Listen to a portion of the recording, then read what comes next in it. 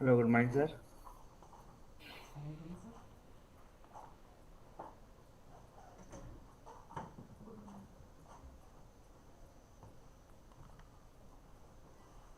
Hello, I am audible. Yes, Anil ji, good morning. You are audible. Yes, sir.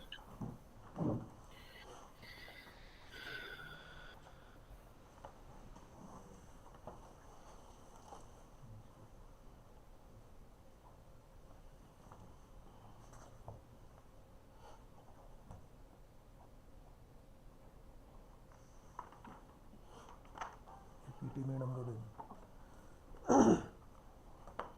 नमस्कार।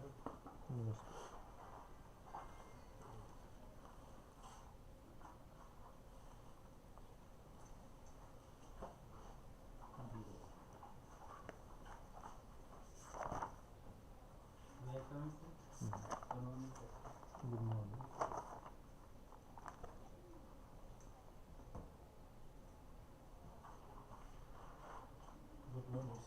Good morning.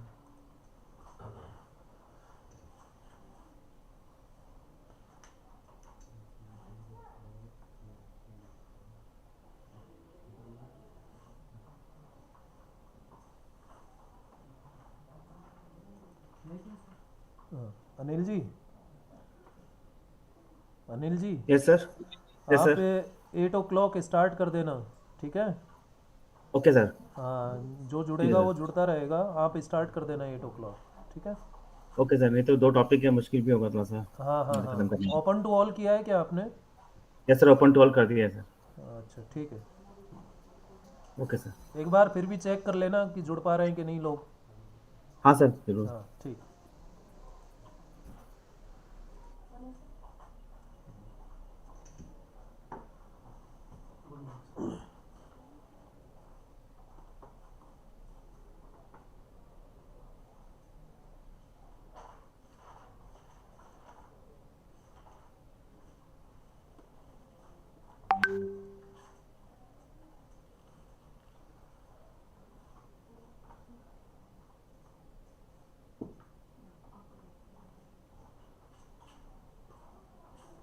कल नहीं मंगाया था madam? कल नहीं मंगाया कुछ भी? अच्छा फ्रूट्स। अच्छा ऑरेंज। हाँ। और आज? हाँ।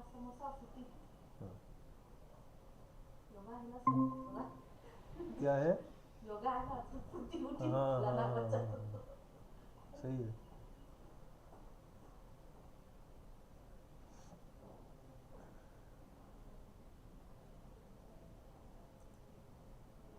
आपका पीपीटी तो शेयर कर दीजिए अनिल जी।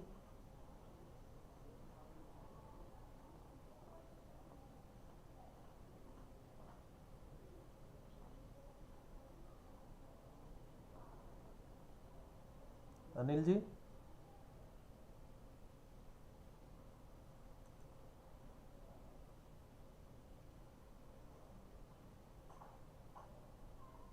यस सर, मैं कर रहा हूँ, एक minute. Hmm.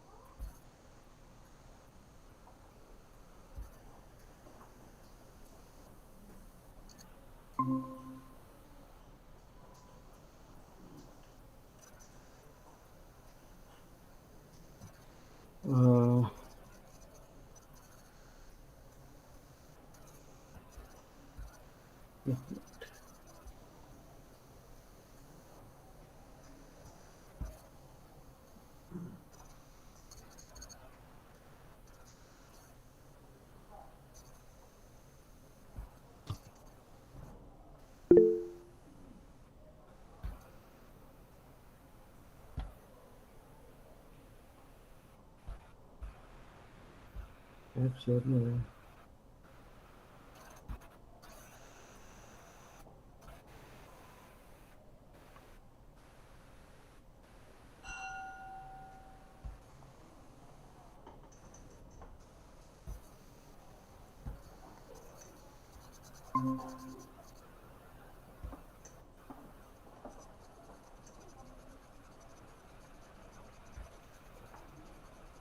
Now you can see my screen, sir.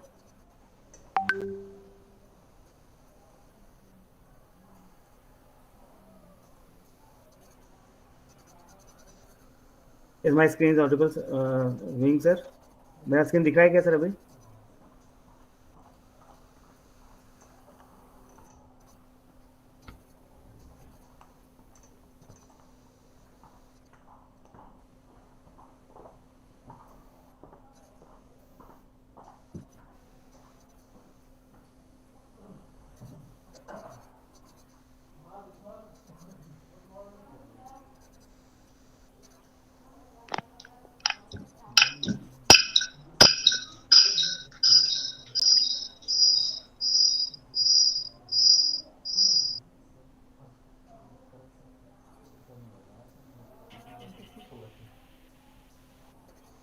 Hello, good morning to all.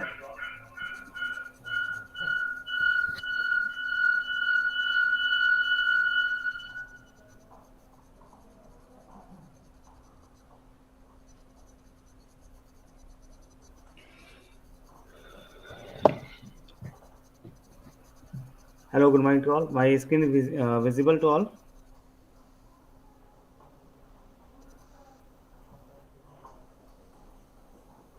Hello.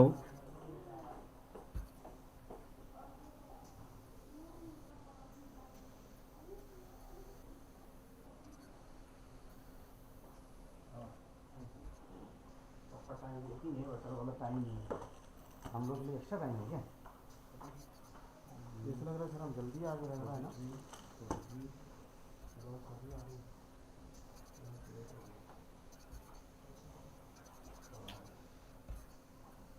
Computer hang हो गया। 1 minute sir.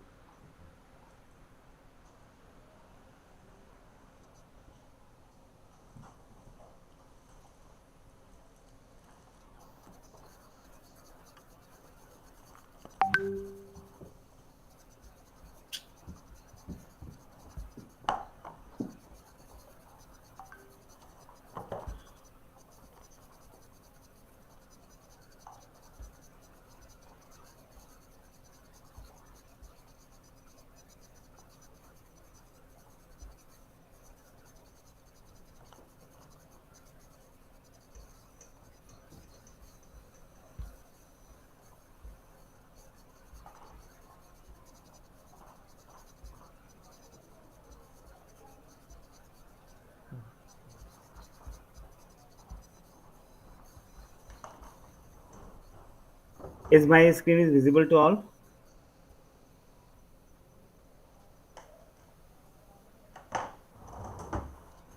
Hello.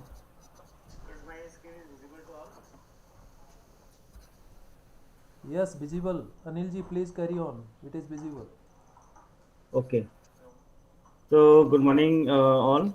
Uh, Myself, Anil Kumar, PGT Physics, Jenny Morigaon.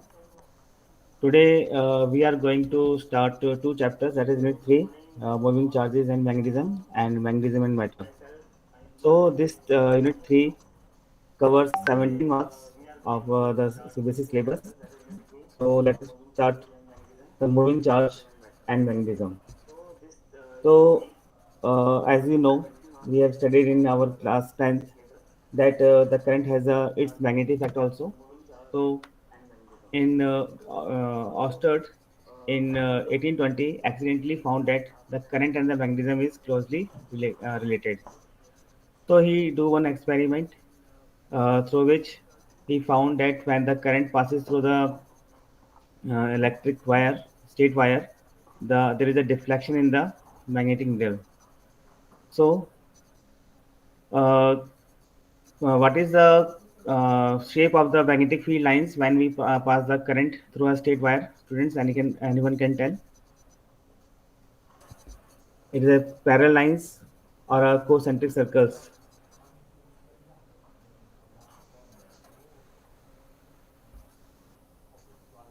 Anyone in the group can say the shape of the magnetic field lines is parallel or concentric circles when we pass the current through a straight wire.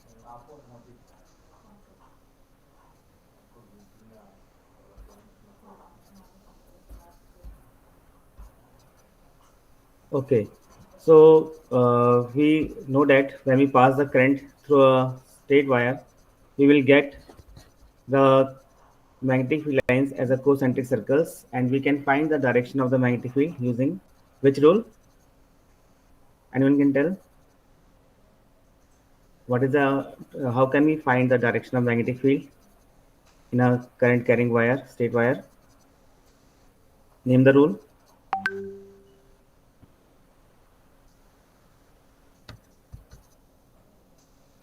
Hello. So the right hand thumb rule.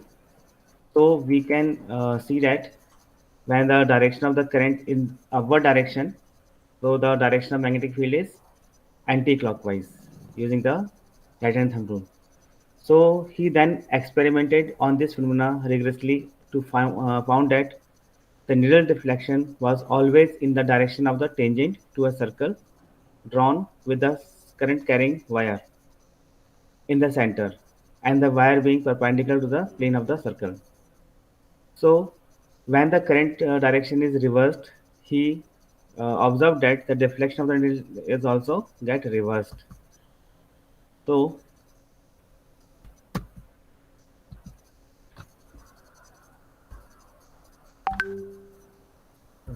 Computer hang हो रहा है sir एक minute के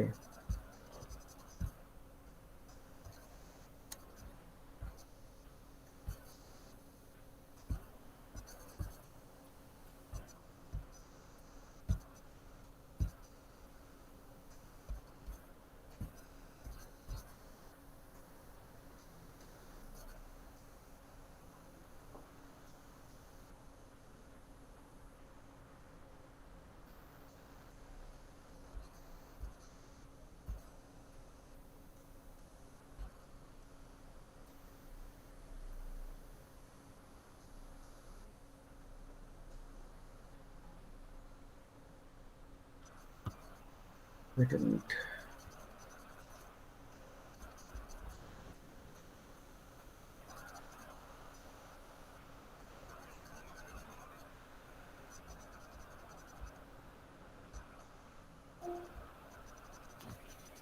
Okay, so what is magnetic field?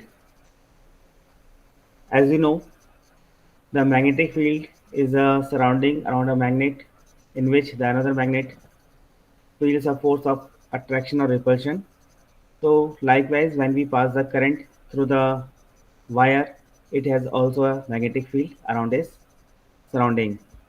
So uh, we denote the magnetic field with the letter BR, and the direction of the magnetic field can be obtained using right hand thumb rule, and the magnitude of the magnetic field will decrease as the distance increases from the wire.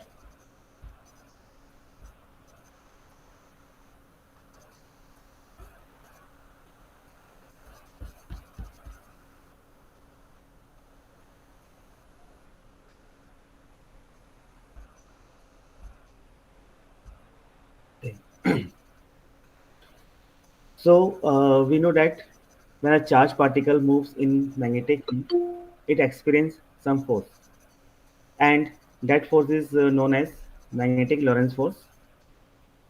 So what is Lorentz force? That is light up charge Q at any instant is placed at a distance r and is advancing with velocity v under the influence of electric field E and magnetic field B. Then the net force experienced by the charge Q is given by, that is Fe plus Fb. That is the sum of the electric force and the magnetic force, the magnetic Lorentz force. And we know that the electric Lorentz force is QE, and the magnetic Lorentz force is Q V cross B, and we can expand it as Q V B sine theta, where theta is the angle between velocity and the magnetic field. So the net force, which is the vector sum of force due to electric and magnetic field, are called Lorentz force, named after the scientist Lorentz who calculated it experimentally. Now we can see that the motion of a charge in a magnetic field. So can we assume that the motion of a charge particle in uniform magnetic field is a parallel line, straight line, or a circular? So in this figure, you can see that its motion is circular. So how it is possible? So case one, we have the charge moving perpendicular to the magnetic field when motion of the charge, that is the angle between the velocity and the magnetic field, are at 90 degree. They are perpendicular to each other. The charge will follow a circular path with Fb, which is always pointing toward the center. That's why it is called a centripetal force. And the velocity is always acting tangentially to the circle. As you can see here in this figure,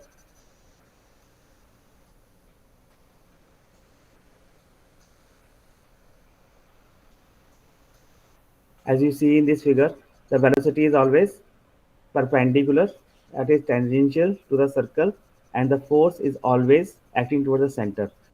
So you can find this force using Fleming's left hand rule. So the direction of the magnetic field is the perpendicular and into the paper plane of the paper. So this charged particle in uniform magnetic field will make a circular path. Now, what happens when the angle between the velocity and the magnetic field is other than 90 degree? What will happen? It will make a circle or a straight line. So we have case 2. In case 2, you can see that uh, you can see that the the charged particle is moving with with an angle theta between velocity and the magnetic field. So we have two components of the velocity, that is v sine theta, which is perpendicular to the direction of magnetic field, and v cos theta, which is parallel to the direction of magnetic field. So these two factors will do their work. Like for example, the velocity vector v sine theta, which is perpendicular to the magnetic field, will form a circular path. It will help the charged particle in circular motion, and the component v cos theta, okay, so which is parallel to the magnetic field, which allow the charged particle to move in towards the x direction, linear motion. So you can see that when the angle between velocity and the magnetic field is other than 90 degree, it will follow a heliaxial path. Okay, this type of questions come to your MCQ. In MCQ, he may ask that um, what is the path, nature of the path when the particle moves with angle theta between velocity and the magnetic field. So you can take the right answer, that is heliaxial path. And this heliaxial path is just due to the two components of the velocity, that is sine v sine theta and v cos theta. Now, as you know, see in the first case, in this case, the charged particle makes a circular path. So we have to calculate the radius of that circular path. As you know, here the force, centripetal force, is provided by magnetic Lorentz force.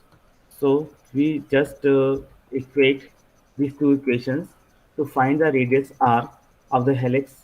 We can use the centripetal force, which is provided by the force due to magnetic field, that is Fc is equal to Fb, and we know that the centripetal force is mv square by r, and it is equal to magnetic Lorentz force, which is given by the expression q vb sine theta. So after cancelling the common terms, we will get r is equal to mv by qb sine theta. This is the radius of the circular motion, the circular path of the particle when it moves in a uniform magnetic field. So he may ask in question that what is the time period of that charged particle moving in a circular path. So from your previous knowledge, you know that we have a relation between angular velocity and linear velocity, and this is given by v is equal to omega r. V is equal to omega r.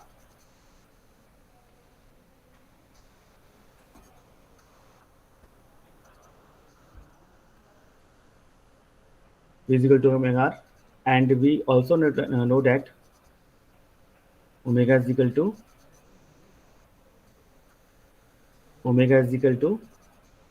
v by r. Wait a minute.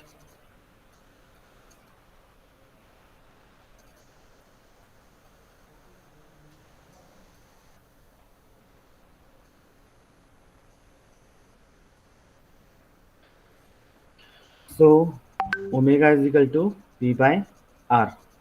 We can put the value of r from this equation to this. So we will get v by mv by ऐसे उसको qvb रखेगा अच्छा to sine theta. The pen is not working properly. Wait a minute.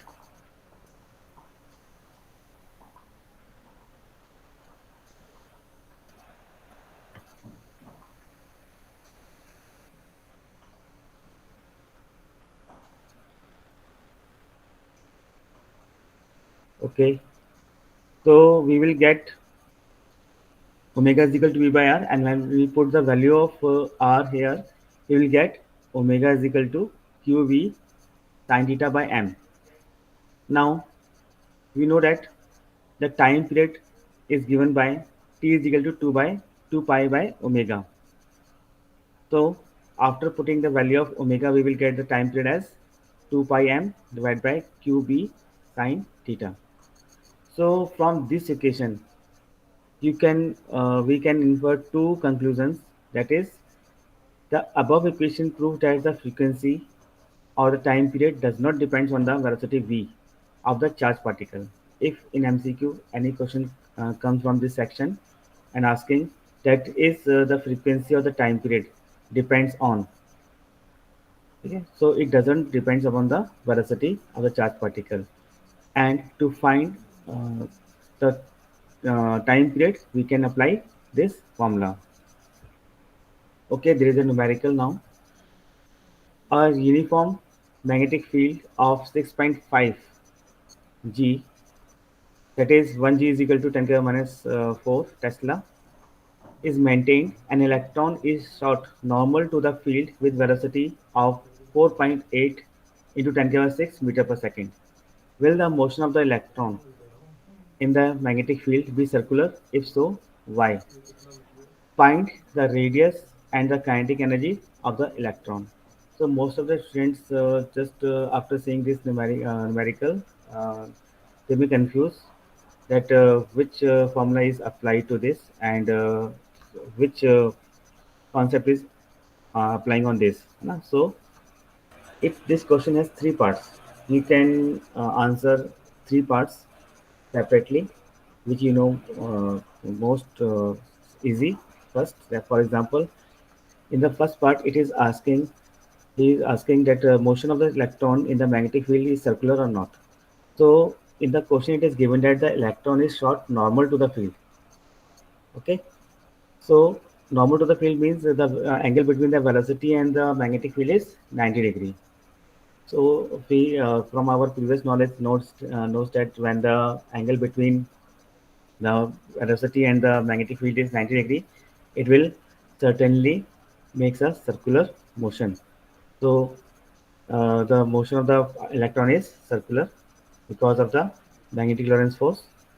And to find the radius, let us see the solution. So in the first part, it is clear that the force is equal to QB sine theta, and the angle between velocity and magnetic field is 90 degrees. So it makes a circular path. And the second part, as we derived the radius of the circular path, r is equal to mv qb sine theta. So you know the mass of the electron, charge on the electron, and velocity is given. Magnetic field is also given. So this is the just direct formula you can apply, and we will get the radius as 0.042 meter. And for kinetic energy, if you forget the formula for radius of the circular motion, just you know the formula of kinetic energy, that is half mv square, and velocity is given. If you do this part only, that is kinetic energy is equal to half mv square, you will get 1 marks if it is of 3 marks question. So just read the question and try your best to give the answer which you know. And if you write just you write the formula only, or you just write the concept only, you will get certainly some marks. Okay, so we have to attend all the questions carefully. Now the we are talking about now the motion of the charged particle in combined electric and magnetic field. Okay, as you studied earlier, that the Lorentz force is the sum of the electric force, that is electric Lorentz force, and the magnetic Lorentz force. Now here is some the condition is different. So what is the condition? When the electric field and the magnetic field and the motion of the charged particles are mutually perpendicular to each other. Here the electric field, magnetic field, and the motion of the charged particles are mutually perpendicular to each other. So these type of fields are called cross fields, and the force due to electric and magnetic field will act in the opposite direction. So the Lorentz force will be given as, I'm audible? Hello?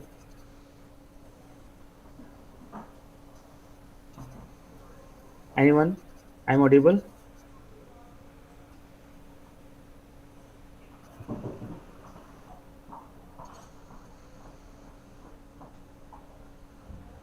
Hello? My slide is visible to all, or I am audible?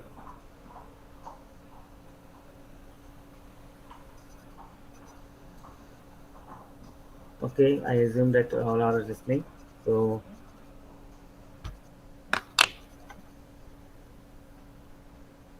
hello? Okay, sir. Okay, thank you, sir.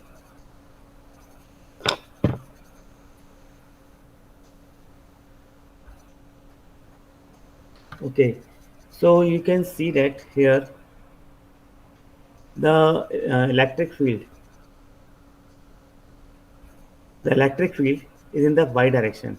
and the velocity is in x direction, and the magnetic field is in y direction. So we will write the equation in vector form, that is F is equal to QEJ plus QV QVI plus BK cross BK.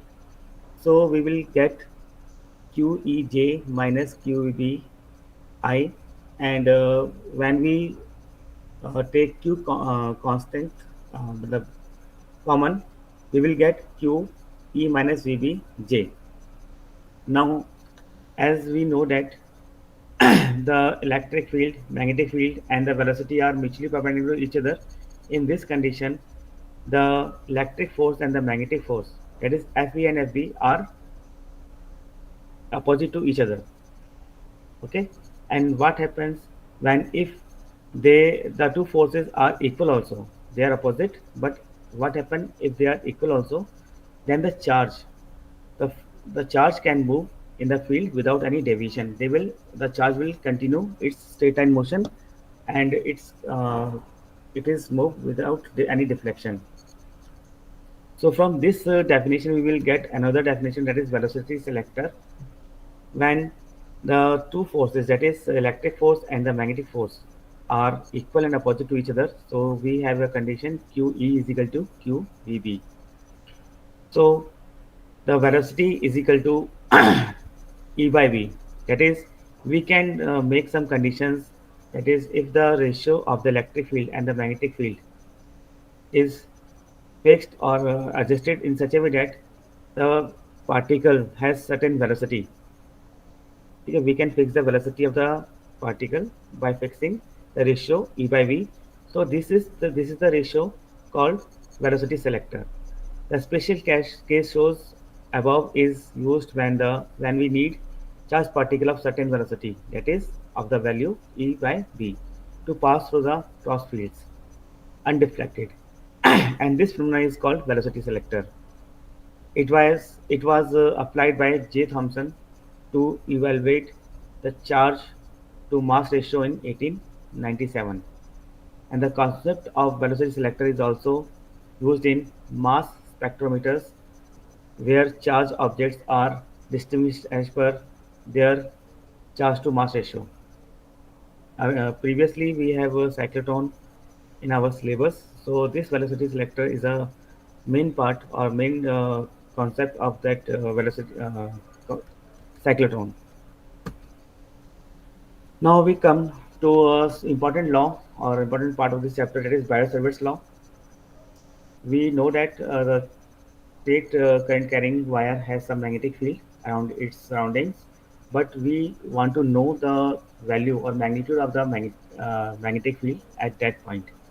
So we have the law, Biot-Savart's law, by which we can find the magnitude of the magnetic field around a current carrying wire or at some distance r. So for this, let us start the Biot-Savart's law. We already know now the current carrying conductor generates magnetic field around themselves. Biot-Savart's law just mathematically states that the intensity of the magnetic field at a point.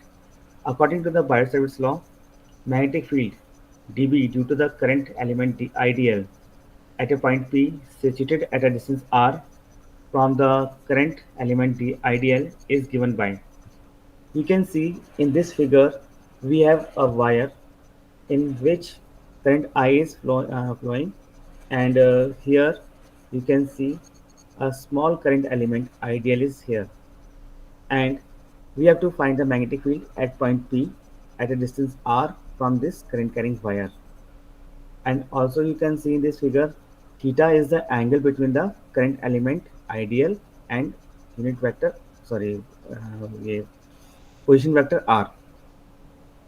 Okay, so according to this theorem, the magnetic field, that is the small magnetic field due to this small current element ideal, is directly proportional to the current flowing through the uh, wire, and current element dl, the sign of angle between current element and position vector r, and the inversely proportional to the square of the distance between the point P and the current element ideal.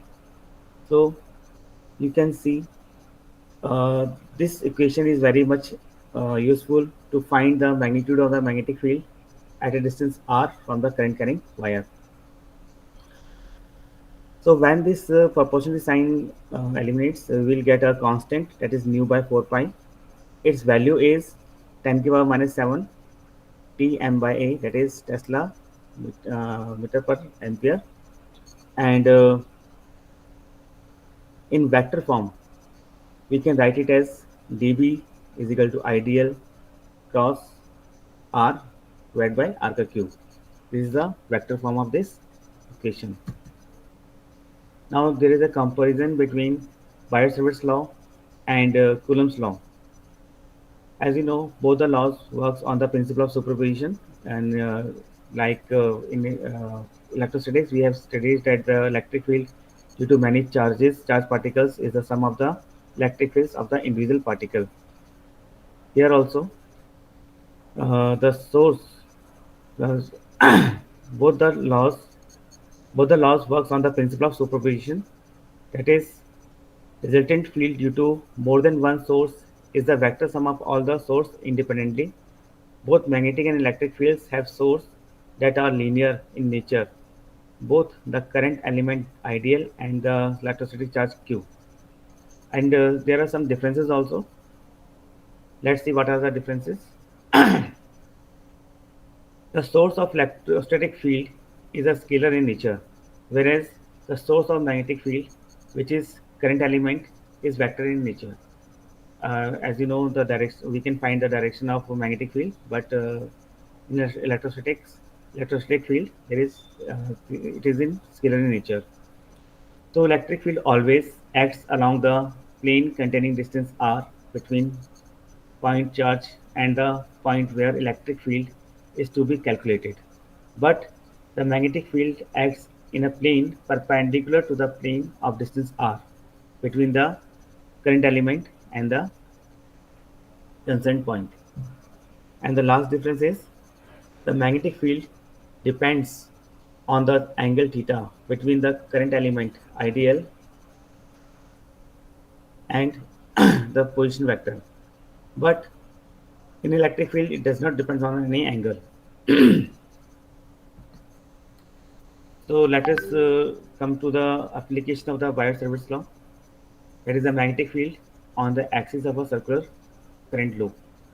So in this figure, you can see a circular current loop having current I flowing in the anti-clockwise direction, and it has a radius r.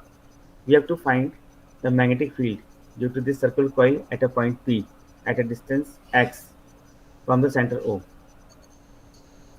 So here a small current element ideal is here, and the distance of this current element ideal from this point P is r, and r can be calculated by using Pythagoras theorem, that is r is equal to square root of r square plus x square.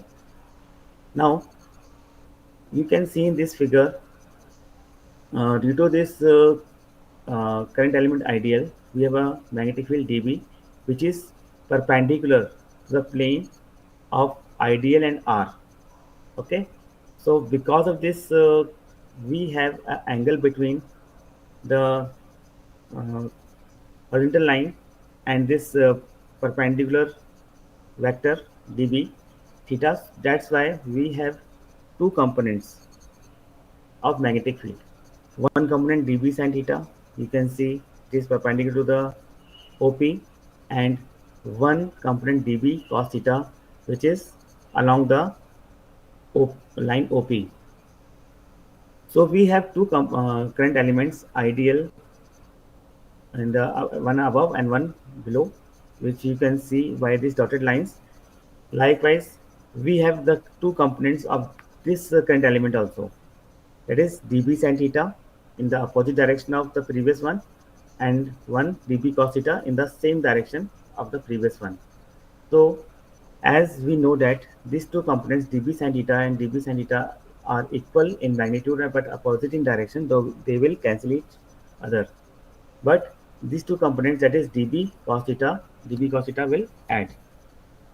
You can see here resolving magnetic field dB into two components dB cos theta along the axis of the current loop and away from the current loop, and dB cos theta which is perpendicular to the axis of the loop or the coil.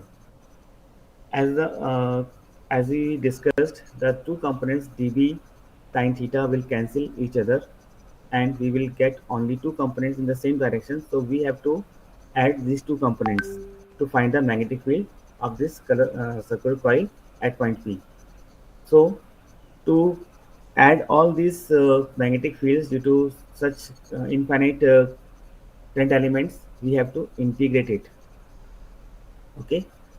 So after integrating, we will get.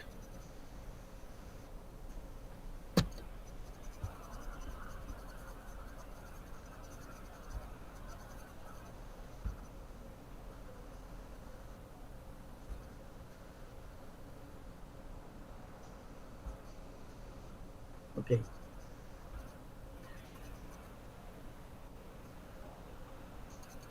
So here you see that after integrating we get dB cos theta. We have to find the value of cos theta from this figure, cos theta. So we will get cos theta as capital R by R. After putting the value of R by R and integration, we will get the final expression for the magnetic field, that is nu by 4 pi 2 pi I R square divided by R square plus x square 3 by 2. So this is the expression for the magnetic field at point P due to this current element dl or the whole coil, circular coil. So uh, if we have such n number of coils of that type, this is a magnetic field due to a single coil. If we have coil has n number of turns, then the magnetic field at a distance x from the center of the coil on its axis is given by b dash is equal to nb. That is, it will become n times of the single magnetic field of the coil. So we will get our final magnetic field at point P due to n number of coils as nu by 4 pi 2 pi ni r cross square divided by r square plus x cross square 3 by 2. Now we have some special cases. Special cases. If the point of observation, that is point P, is very far away from the loop,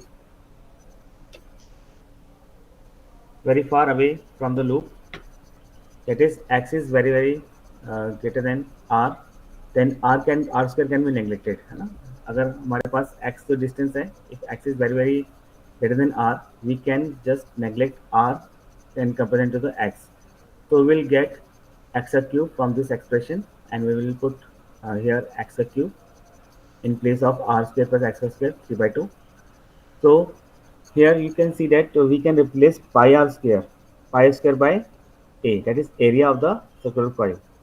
So we will get the magnetic field if the point P is very far away from the center as mu naught Ia by 2 pi x cube. And the magnetic, we can also find the magnetic field at the center of the loop. At the center of the loop, so for the magnetic field at the center of the loop, we have to put x is equal to 0 because we are now at the center of the loop. So after putting the value of x is equal to 0 here, we will get our expression as b is equal to mu naught by 4 pi into 2 pi I by r. So the magnetic field at the center of the coil is coming out as mu naught I by 2r. This is very important formula for solving numericals. You may remember this equation and may use in numerical when it comes to your exam. So it is very important formula. If the coil has n turns, so as previously we know that the magnetic field is multiplied by n, that is it will increase n times. So our expression will become mu naught by 4 pi 2 pi ni by r. Now this graph may come in your exam in MCQ, that you have to select the graph which showing the variation of current with magnetic field. Okay, so here you see the variation of magnetic field with distance r. It is maximum at the center, and as we move away from the center, it will decrease. Okay, remember this graph. Now, Ampere second law. So Ampere second law is, it states that Ampere's states that the integral of magnetic field forming a closed loop around the current I carrying wire in the plane normal to the current is equal to mu naught times the current passing through the closed loop. Okay, this Ampere's second law is always applied to a closed surface only. Okay, let us read it first again. Ampere's second law states that the line integral of a magnetic field forming a closed loop. Okay, so it is always applied to a closed loop only around the current carrying wire in the plane normal to the current is equal to u not times the current passing through the current loop. यानी हमारे पास जो current pass कर रहा है किसी close loop से, तो उसकी जो मैग्नेटिक फील्ड है वो mu nought times of the current passing through the that loop होगा, है ना। And where mu nought is the permeability of the free space and its value is 4 pi into 10 to the minus 15 Newton per ampere square. Now, the law is based on the assumption that the closed loop consists of small element parts of length dl, and the total magnetic field of the closed loop will be integral magnetic field, and the length of these elements are closed integral b dot dl. This closed loop is called amperial loop. For example, we when we studied this Gauss law, we have to draw the Gaussian surface. Likewise, here we have to draw the amperial loop. Further, this integral will be equal to the multiplication of net current passing through this closed loop and the permeability of the free space, that is mu naught I. So how this? Let us see the proof of this Ampere second law. We have a straight wire having current I, and it has a magnetic field around this current carrying wire.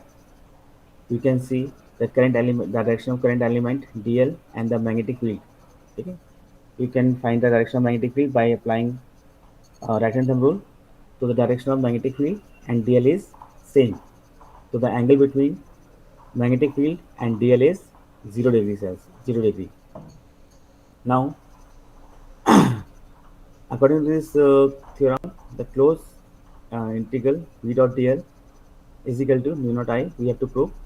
So when we, as you know, the magnetic field is fixed, constant, because the value of current is constant. So we have to take it out of the integral part, and we have only dl. So the circumference of the circle is 2 pi r. So the integration of dl is 2 pi r. And we also know that from the previous derivation that the magnetic field at the center of the circle is mu naught I by 2 pi r. So by putting this value of b in this equation, we will get b close integral b dot dl is equal to mu naught I. This is the proof of this equation. Okay. So this is the proof. Now the application of the Ampere second law. So first application is, we have to find the magnetic field due to a long straight wire.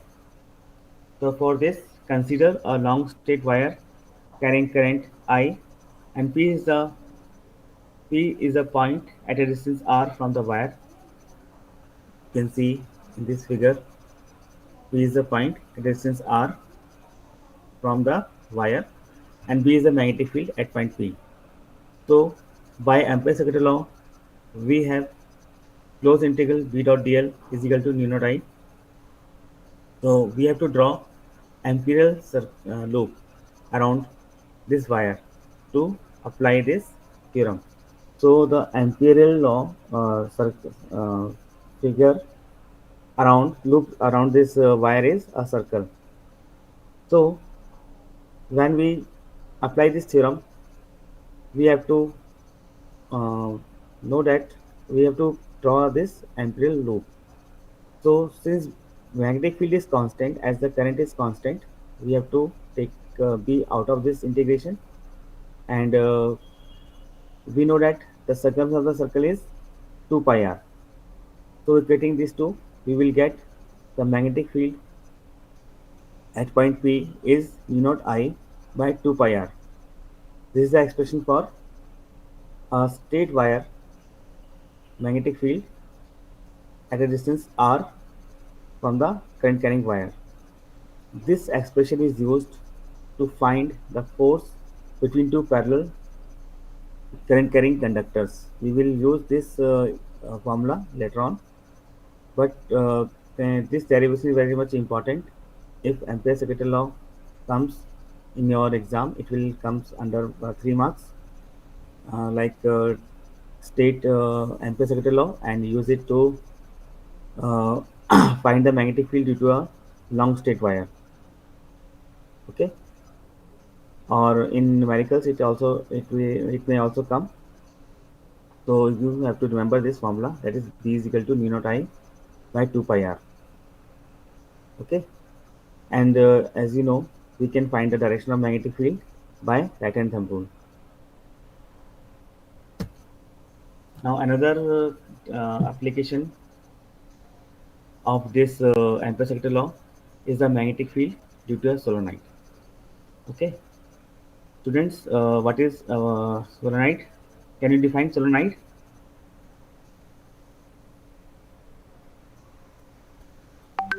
Okay, so when we wrap a straight wire in curly way, or we wrap the wire on a stick or a pen, we will get a spring type structure that is called a solenoid. Okay, so here we have to find the magnetic field due to a solenoid. So consider a conductor wounded in the form of a helical spring. A short solenoid, it behaves as a short magnet with north pole on one side and south pole on other side. So as you know, we can find the pole of the solenoid by seeing the direction of the current. If the direction of the current is clockwise, okay, when the direction of current is clockwise, it is a south pole, and when the direction of current is anti-clockwise, it is a north pole. So consider a ideal solenoid, okay, which has a uniform magnetic field inside the solenoid. Now n is the number of turns per unit length of that solenoid, and I is the current passing through the solenoid. And according to the Ampere's second law, we have closed integral B dot dl is equal to nu naught I, where is the I is the current enclosed by the solenoid. Now, for finding the magnetic field inside this solenoid, we have to draw a rectangle ABCD. You can see in this figure ABCD, and you may observe that the some part of this this rectangle is outside the uh, solenoid, and we know that the magnetic field at the uh, poles are very strong, but at middle part of the magnet or solenoid, it is very weak. So we can consider it as zero. So to find the magnetic field, we have to find the magnetic field around each side of this rectangle. For example, you can see in this figure. First, we have to calculate the magnetic field due to the part AB plus the magnetic field due to part BC plus the magnetic field part due to part CD and the magnetic field due to part dA.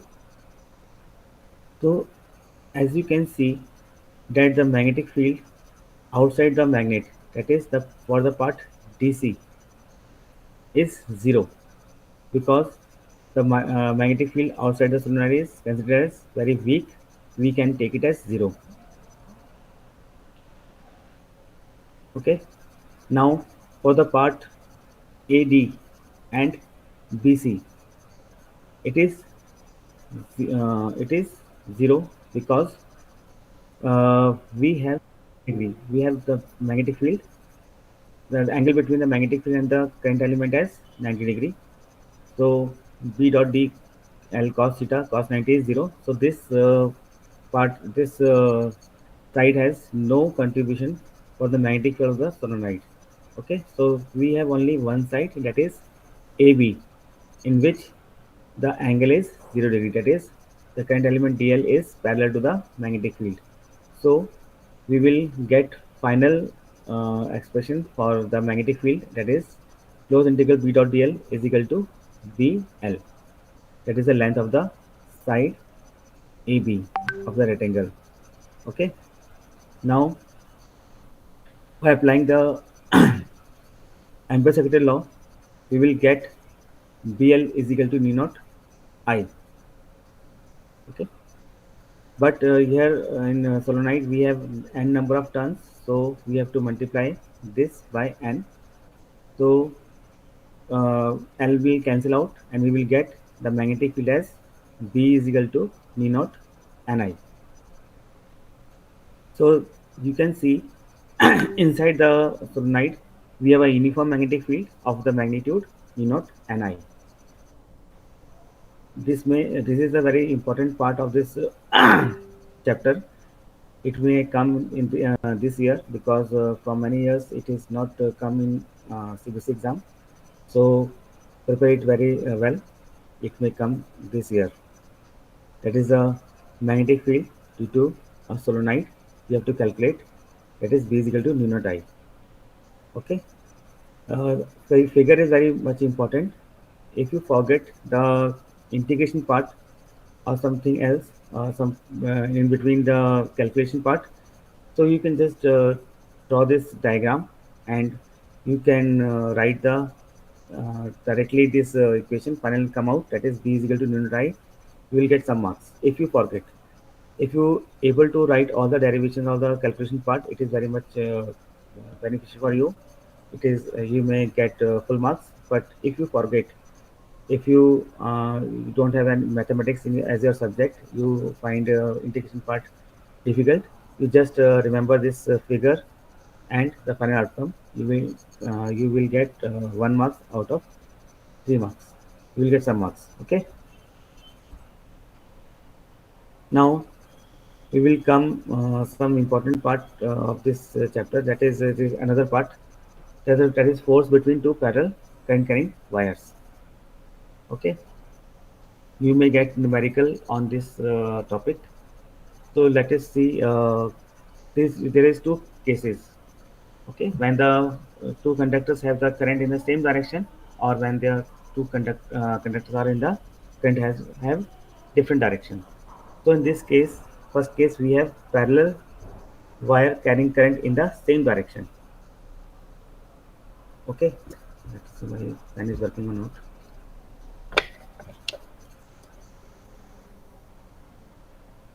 Okay, in this figure,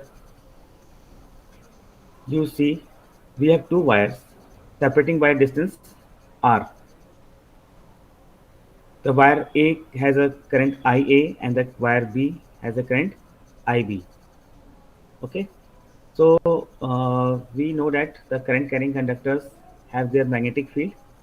So these two wires have also their magnetic field, as you see in the figure.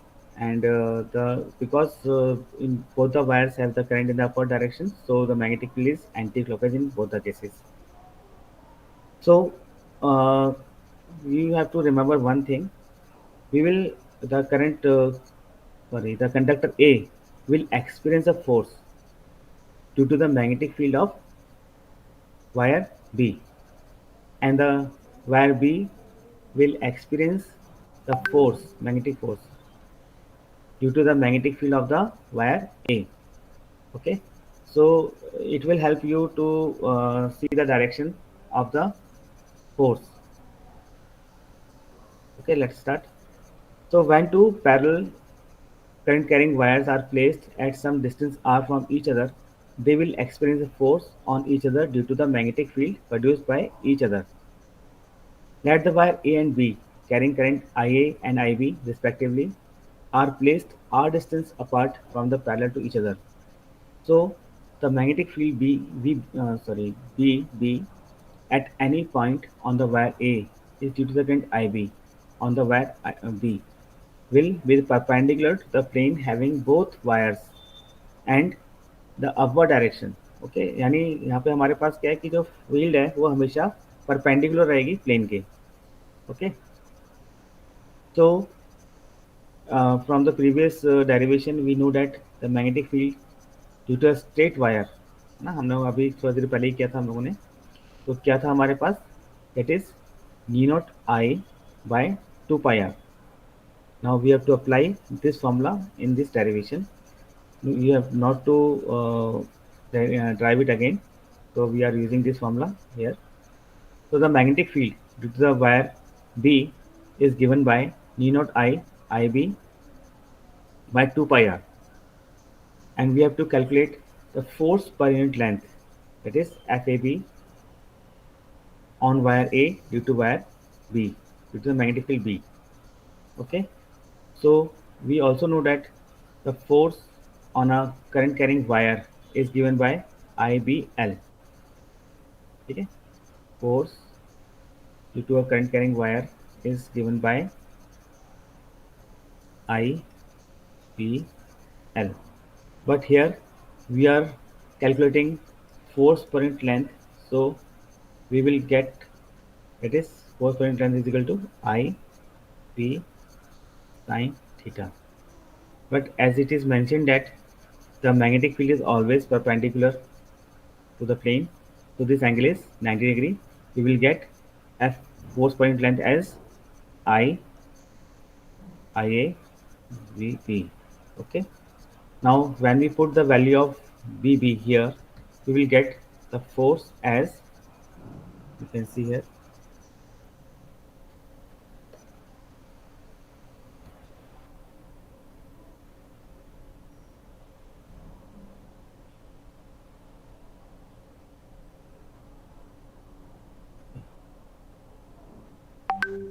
So we will get the force as mu naught IB IA by 2 pi r. Likewise, we can also find the force on B due to the magnetic field of BA. We will get the similar expression. You can see here. You can see here. This expression is similar to the previous one. That is mu naught IA IB by 2 pi r. But the expression is same, but we have to calculate the, we have to find the direction in which direction of these forces will apply. You can see here the direction of current for the direction of we are seeing the direction of FAB. So the direction of current is upward and the magnetic field is in this direction. So force will be in the direction towards the wire B. In same way, we can find the force on FB due to BA, यानी magnetic field of first wire. So the direction of current is upward direction, and you can see the direction of magnetic field is for this wire here. इस वाली wire की वजह से magnetic field इस तरफ है, तो force इस तरफ लगेगी. That is, the force is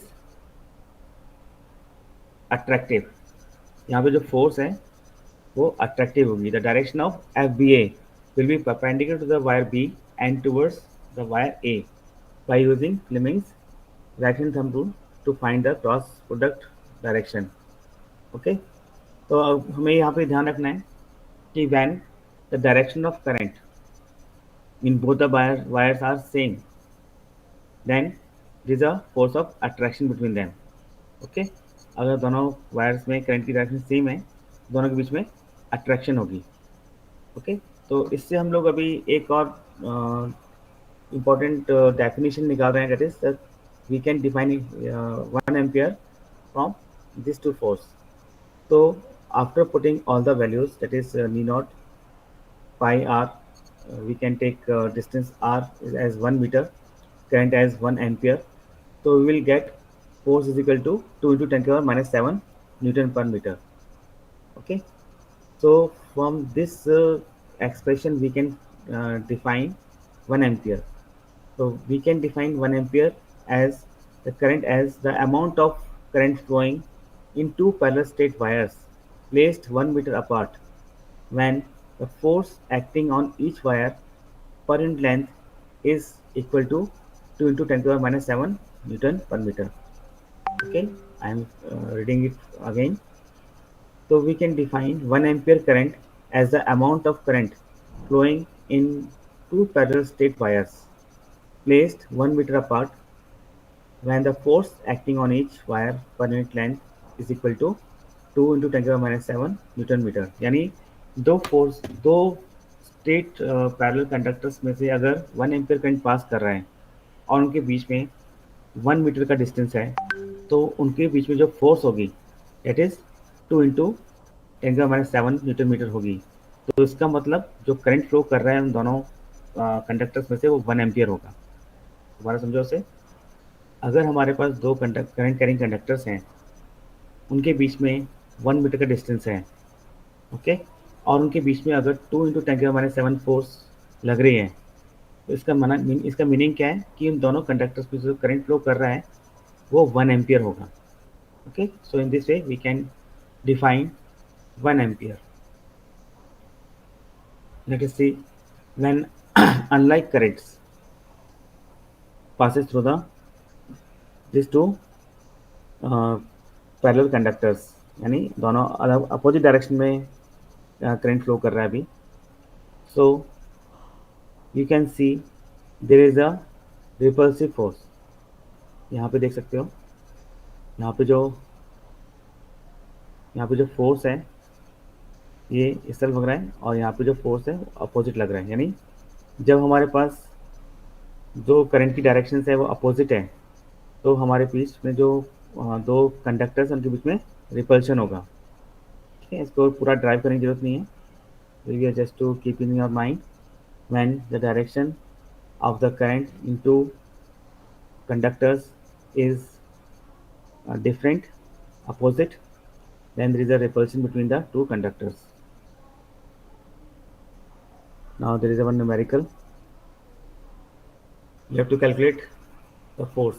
The two parallel straight wire A and B of length 10 centimeter are carrying currents of 8 ampere and 5 ampere respectively in the same direction, है ना? तो सेम डायरेक्शन में current है। The distance between the wire is 4 centimetre. यहाँ पे हमें एक चीज़ का ध्यान रखना है कि यहाँ पे जब ऐसे क्वेश्चंस में हम लोगों को एसआई यूनिट का भी ध्यान रखना है। Here the current is in SI unit ampere, but the distance is in CGS unit. Okay, so हम लोगों को we have to convert centimetre into metre.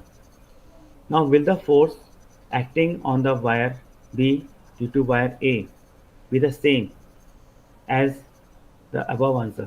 यानी हमें बताना है कि उनमें जो फोर्स लग रही है वो सेम लगेगी या नहीं लगेगी, यानी 2 इंटू 10 की पावर माइनस 5 लगेगी या नहीं लगेगी, तो देखना है।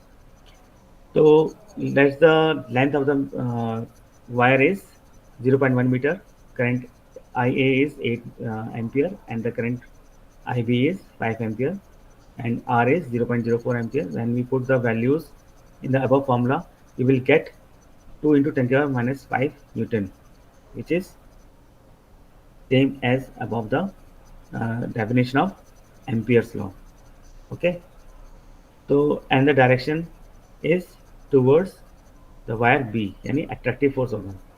Yes, the force acting on the wire A due to wire B will be equal to the force on the wire B due to A, है ना? दोनों में हमारे पास सेम फोर्स लगेगा. Now, now torque acting on the loop. This is also an important part of the this um, galvanometer. That is, when a current carrying conductor is placed in uniform magnetic field, it experiences a torque. So we have to calculate that torque. Okay, in this figure, you see we have two magnets for magnetic field and a current carrying coil, which is attached to the um, armature coil. Okay, so we have to calculate the torque. That is just come to the derivation part only, because we have only half an hour left. One chapter is left also. So the total force acting on the uh, current carrying loop is zero, but the two forces are acting in equal and opposite direction, so it experiences a torque. Okay, so we have to calculate that torque. Torque is equal to force into perpendicular distance. Okay, so the force is IBL. IBL means the length of the wire, that is A, and sorry, B, and the perpendicular distance is A. So when we multiply these two uh, expressions, we will get IAB, because B into A is the area of the coil, and we also know that I into A is magnetic moment. है ना? I into A is magnetic moment. So the torque is equal to MB, that is magnetic moment into magnetic field. Okay, you can see here. So the above equation shows that the torque depends on the theta between the magnetic moment and the magnetic field. Okay, so in MCQ you will get some questions like the torque, when the torque will be maximum, when it is stable, when it is not stable. So you have to keep in mind the torque will be maximum when theta is equal to 90 degree. Okay, because we know that sine 90 degree, sine 90 is maximum value 1. Okay, and the torque will be minimum when the angle between the magnetic moment and magnetic field is 0 or 180 degree. Okay, the magnetic moment is parallel or anti-parallel to the magnetic field. In this case, the system is said to be in equilibrium. Okay, in the case theta is equal to 0, the system will be stable equilibrium, and if theta is equal to 180 degree, it is in unstable equilibrium. We have to remember this. Okay, if we have n number of coils, so the magnetic moment will change. M is equal to NIA, and the torque will also change. That is, torque is equal to M MB and sin theta. Okay.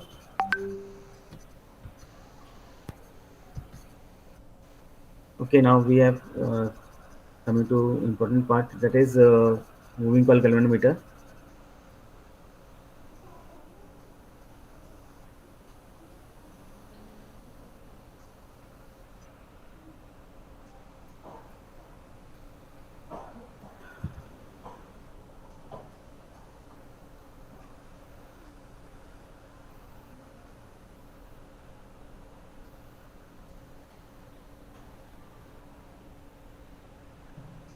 Okay. Now moving coil galvanometer. As you know, moving coil galvanometer is a device which can through which we can measure small currents, and it shows the uh, direction of current also. Okay, this is very much important for this year. It may come under 5 marks. You have to draw this diagram also. Just practice this diagram. And moving coil galvanometer, uh, when we apply the current in the coil C1, tends to rotate and produce a torque, that is NIBA. When we pass the current through the coil, it will experience a torque. We have calculated just now. It is torque is equal to NIAB, this coil. But when we when the coil when this needle uh, deflects, there is a spring which tries to come back to its original position.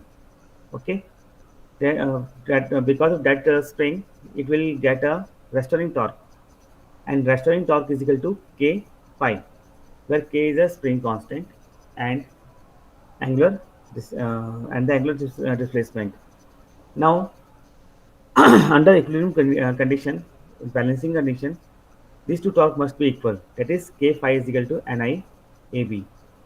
So we can just calculate the value of I. We can measure I as I is equal to k phi and ab. Okay. So this formula is important for calculation of current. Now, current sensitivity. What is current sensitivity? Current sensitivity of a galvanometer is defined as the ratio of deflection of current, that is phi by I. Okay, तो ये हमारे लिए बहुत important है कि हम लोग जो गैल्वेनोमीटर है उसको सेंसिटिव कैसे बनाएंगे. How can we make our galvanometer sensitive to current measurement.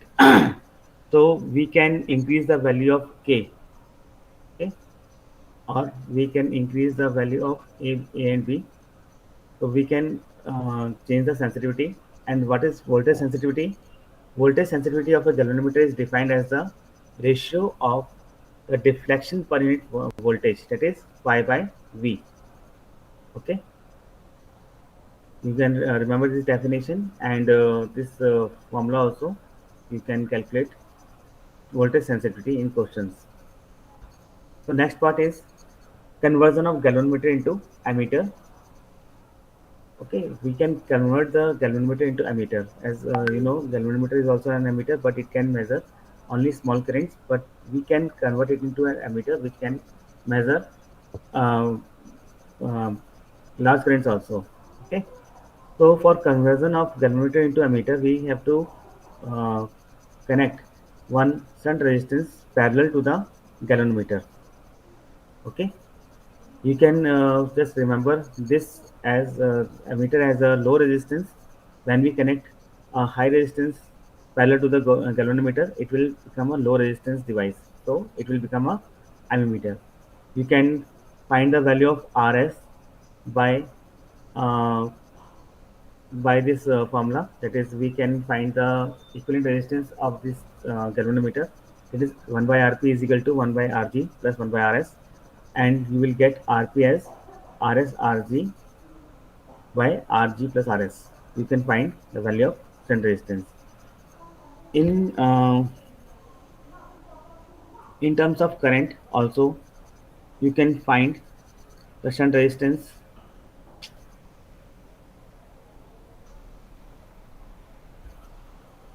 You can find the shunt resistance as, that is, Rs is equal to Ig divided by I minus Ig into capital G. Okay. Now, to convert a galvanometer into voltmeter, we have to connect a resistance in series with the galvanometer, because you know the voltmeter is a high resistance device. So you can remember, we can convert a galvanometer into a voltmeter by connecting a high resistance in series with the galvanometer, and by the value of the shunt resistance, that is R.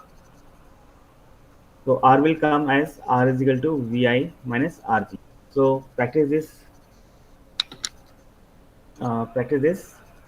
conversion of voltmeter into, sorry, galvanometer into ammeter and voltmeter.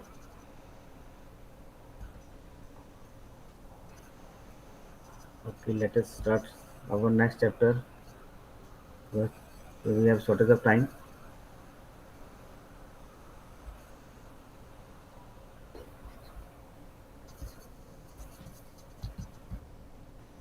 Our next chapter is and electromagnet and the magnetism. Bar magnet has many similarities. For example, both has magnetic field lines.